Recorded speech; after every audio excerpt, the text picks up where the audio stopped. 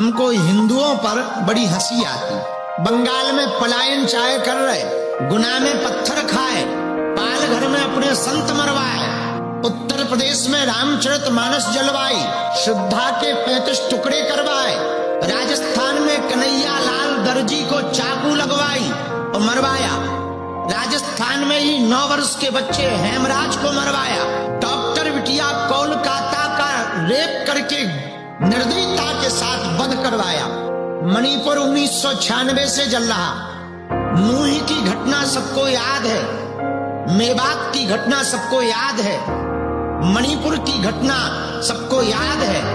राम मंदिर का 500 साल का यह युद्ध सबको याद है, लाखों हिंदुओं का बलिदान सबको याद है, कश्मीरी पंडितों का पलायन सबको याद है, फिर भी हिंदू चुप बैठा है। ये इस हिंदुओं का दुर्भाग्य।